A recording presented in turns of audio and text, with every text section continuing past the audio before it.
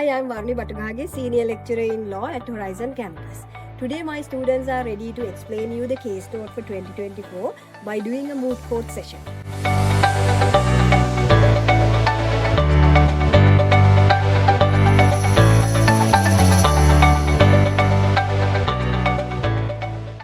So, do you guys know anything about the case that Miss Varuni mentioned? Okay, so basically the case name is UTAG against TFL and Transopco UK Limited. And like any other case, this case also has a neutral citation number, and that is 2022 EWCA Civil 1026. So let me first tell you what this stands for. 2022 is the year of the judgment. EWCA means England and Wales Court of Appeal. And civil, of course we know there are two divisions, civil and criminal, and this is going to be a civil case. And 1026 is the unique case number. And this was heard in the Court of Appeal, Civil Division, on the appeal from the High Court of Justice, Queen's Bench Division, Divisional Court. So, if we are moving on to the material facts of this case, it's very simple. The legal matter involves the fee on the application of the United Trade Action Group Limited that will be referred to as UTAG throughout the case, as the appellant and the respondents are Transport for London, which is TFL, and Transopco UK Limited.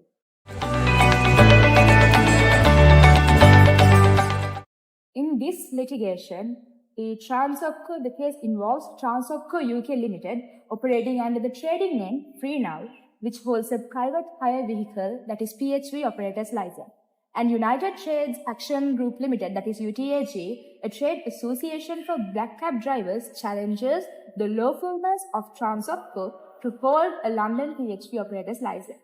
And the underlying legal question revolves around the interpretation of the statute that was enacted in 1869, predating the significant technological developments of telephones, motor cars, internet, smartphone apps.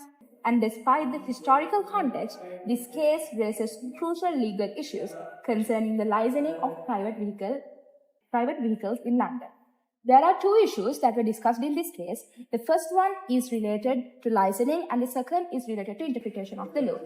The first issue was not discussed in the Court of Appeal because it was already decided in the Divisional Court on 6 December 2021.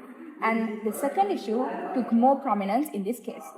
So, the modus operandi of FreeNow was changed after the Divisional Court hearing, and the second issue related to the interpretation of law regarding to plying of hire was the main point of argument when it came to the Court of Appeal. So if we move up to our lecture room now, I think our friends are ready with their moot court session to elaborate further on the case. So shall we head up?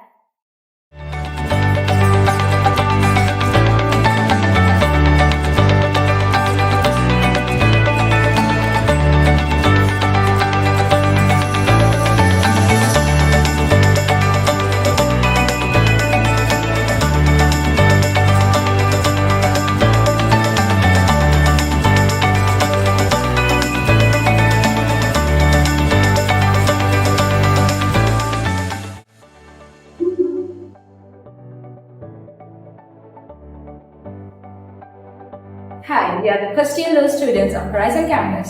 My friends and I are today here ready to act out our case note as a moot.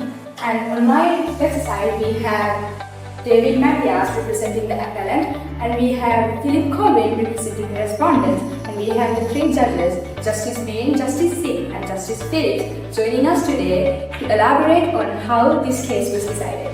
So let's see how the moot writes. If it pleases the court, my name is David Matthias, and I appear on behalf of the appellant, United Trade Action Group Limited. My lords, the issue in this case is straightforward. My client, who is a trade association for taxi drivers, commonly known as black cabs, challenges the decision of Transport for London to grant Transopco UK Limited a London PHV operator's license. We believe certain legal aspects were overlooked, and it is on these grounds that we bring forth our challenge. I appreciate the court's attention, and I look forward to presenting our case in more detail as we proceed. My reliance rests on the precedent set in Sales Against Lane, where Lord Trevethan expressed two conditions for plying for hire.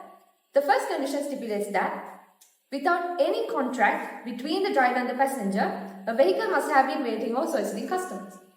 According to the second condition, a person who is waiting or soliciting must be in possession of a vehicle that can secure passengers in.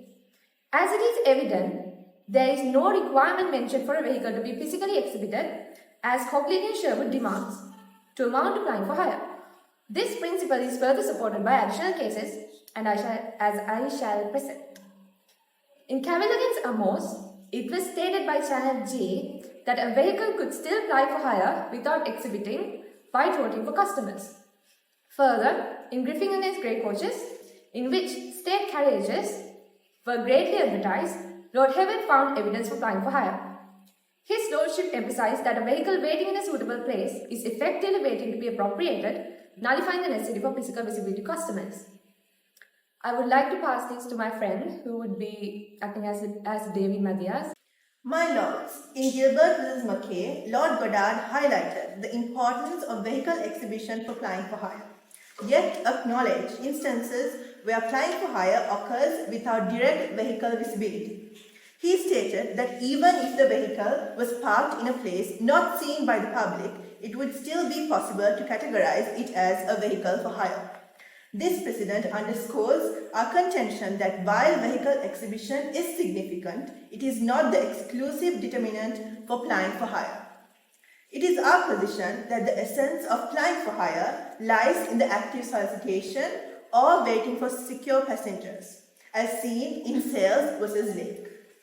The court is urged to recognize that while vehicle exhibition holds weight, it does not singularly define applying for hire.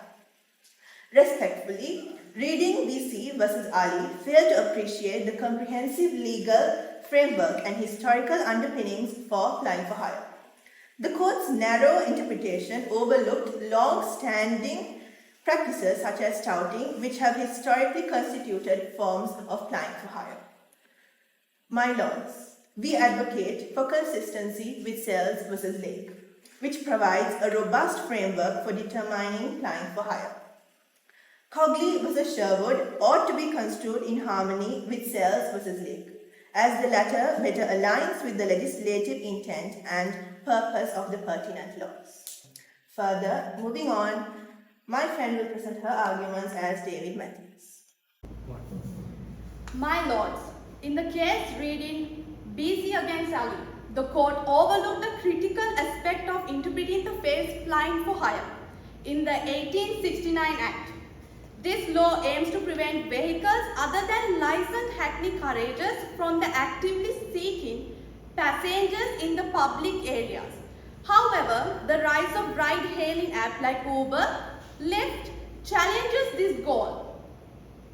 These apps prompt drivers to continuously roam while waiting for electronic ride requests, leading to more vehicles on the street searching for passengers.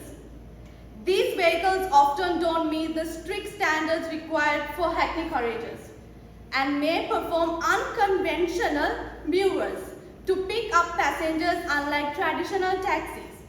Additionally, drivers using these apps usually lack the extensive knowledge of London streets needed to pass the knowledge test, and their vehicles may not be wheelchair accessible. This disrupts the traditional taxi model, raising concerns about safety, accessibility, and compliance with regulatory standards intended for the licensed taxi. My lord, we argue that a broader interpretation is necessary to address these complexities of modern transportation and uphold the intent of legislation. By overlooking these crucial aspects, the court has misapplied the law and failed to provide a proper guidance on this matter.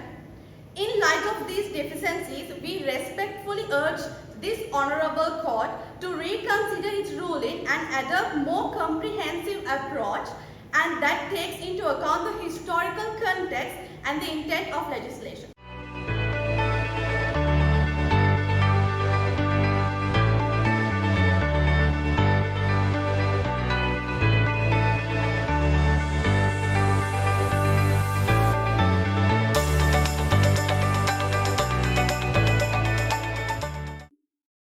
May it please the court, I am Mr. Colvin. I appear before you today on behalf of the respondents, Transopco UK Ltd and Transport for London.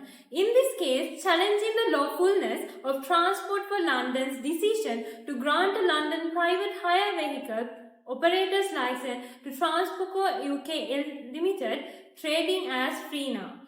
My lords, as the respondent, I would like to present the following key points in response to the appellant's arguments. According to the Private Hire Vehicle 1988 Act, Transopco as a licensed private hire vehicle operator ensures compliance with all necessary regulatory requirements, including the triple lock system. There is no allegation that the drivers of vehicles using the Free Now app are in breach of these licenses. Our drivers exclusively carry passengers who have booked through the app, operating in full compliance with the statutory regime for London PHV. According to the Private Vehicles Act 1998, the appellant's case implies that conduct that is perfectly lawful under private hire legislation becomes criminal under Hackney Carriage legislation. Their arguments primarily focus on two aspects: drivers driving towards areas of demands and the display of anonymized vehicle outlines on the app. This was also highlighted in Reading BC versus Ali. It is important to note that our drivers have the same rights as any other driver on the road. They are not required to dematerialize between bookings and are not obligated to stay in unpopulated areas, while drivers closer to the center of demand are allocated to passengers. They are subject to the same restrictions such as parking control to ensure compliance with all regulations. Let me allow my friend to talk on behalf of Mr. Colvin. My lords, the use of technology to convey information about the location of vehicles, such as showing anonymous symbols on the app, is development that benefits both the customer and the operator. The graphical representation is no different from providing the information in text format.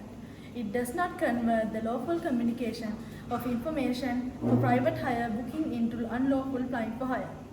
I will argue that providing customers with approximate arrival times through technology transforms the lawful activity of awaiting a private hire booking into unlawful flying for hire is unfounded. While the lead in time may be shorter, it still constitutes a pre-booking process and does not amount to soliciting or waiting to admit a member of public without a pre-booking. Even if there were an argument that virtual exhibition could be considered touting, it does not support the appellant's case. The exhibition in this case is anonymous. The customers cannot walk up and enter the vehicle. The exhibition vehicle cannot be specifically booked, and it may not even be available if the driver chooses not to carry out booking. Furthermore, any booking made through the app is a lawful booking of a licensed PHV with a licensed PHV driver through a licensed PHV operator. There is no attempt to induce customers to hire a vehicle without a pre-booking. This is briefly mentioned in the Cockney against Sherwood. Now, my friend will continue as Mr. Colvin.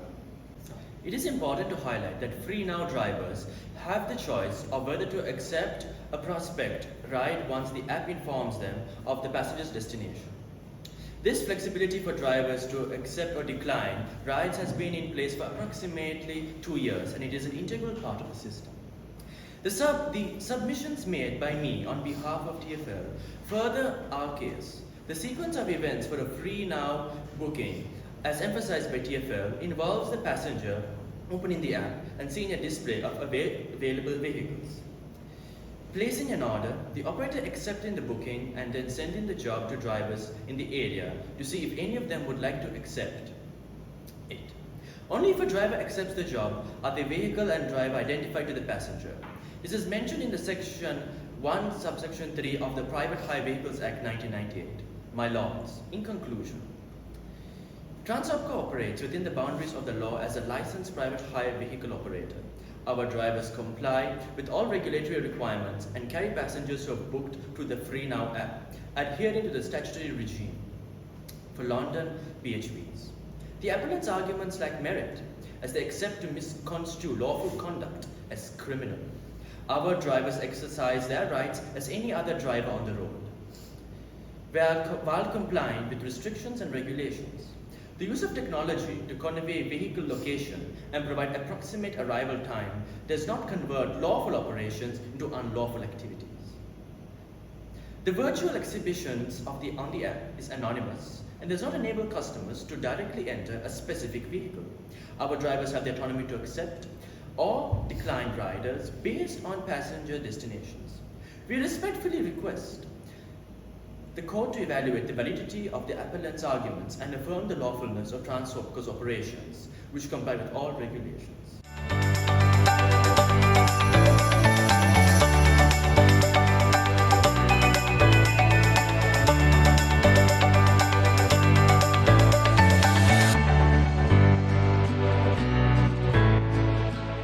We are here today to deliver the judgment of the case of RTAG versus Transport for London and Transopco UK Limited.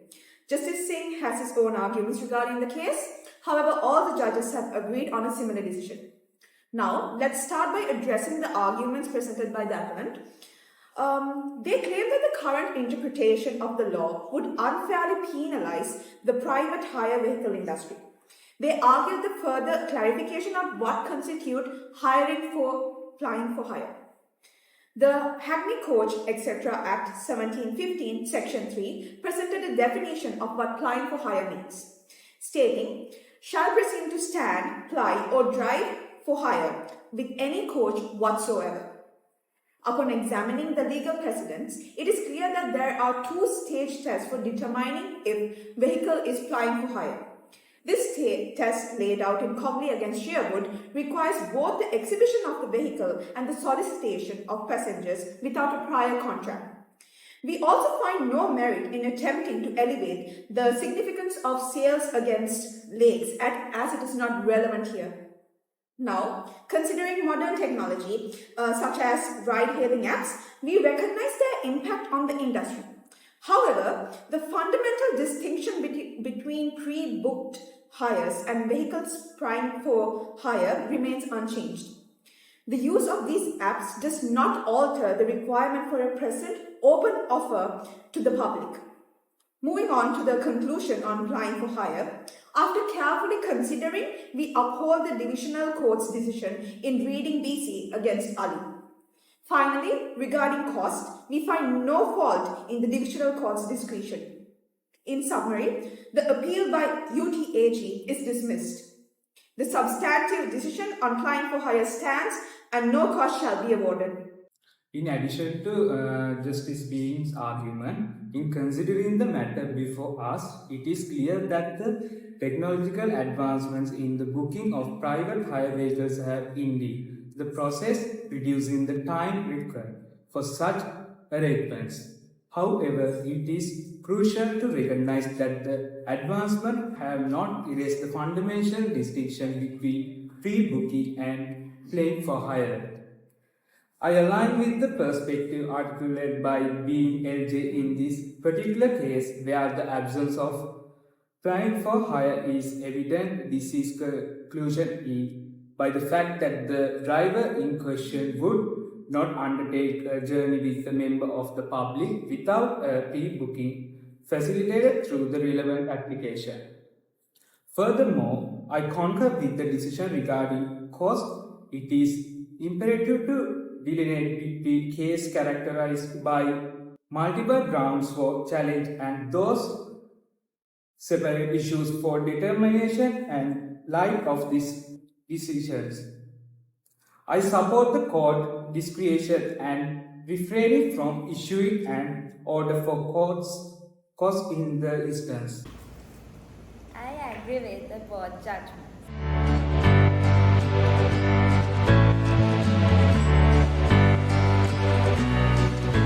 In the case of UTAG against Transopco, the central issue revolved around the interpretation of legislation governing private hire vehicles and whether the operation of Free Now app by Transopco constituted plying for hire under happy carriage legislation. The key arguments by Transopco. Transopco, represented by Mr. Colvin, argued that their operation through the Free Now app complied with all relevant regulations governing PHVs. They emphasize that drivers only pick up passengers who have booked through the app, adhering to the statutory regime for London PHVs. Additionally, they contended that the use of the technology to display approximate waiting times and vehicle locations did not constitute unlawful solicitation or exhibition. Arguments by UTAG. UTAG, on the other hand, contended that the operation of the Free Now app amounted to unlawful plying for hire, as drivers were allegedly driving towards areas of demand and exhibiting their vehicles through the app. They argued that this behavior breached Hackney Carriage legislation, which reserves certain privileges for black cab drivers. There are few significant sections in the case. According to Private Hire Vehicles Act 1998, there are several entities which must hold a license from Transopco London. These are called triple lock. According to Section 3, a licensed London PHV operator, according to Section 6, in a licensed PHV, according to Section 12, driven by a licensed London PHV driver, and Section 1, subsection 1 of the same Act defines an operator. Further, in Section 1, subsection 1, it draws a distinction between licensing frameworks for PHVs and hacking carriages. And in Section 1, subsection 2, it states that a vehicle being used as a PHV, if it is in use in connection with the hiring for the purpose of carrying one or more passenger or immediately available to an operator to carry out a private hire booking. Further, in Section 1, subsection 3, the role of accepting a booking falls to the operator. According to Section 2, subsection 1, it is a criminal offence to make a provision for the invitation or acceptance of private hire booking without an operator's license. Further, Section 3, subsection 3 states that Transopco London shall grant an operator's license where it is satisfied that applicant is a fit and proper person to hold a London PHV operator's license. May I see the paper? Yes.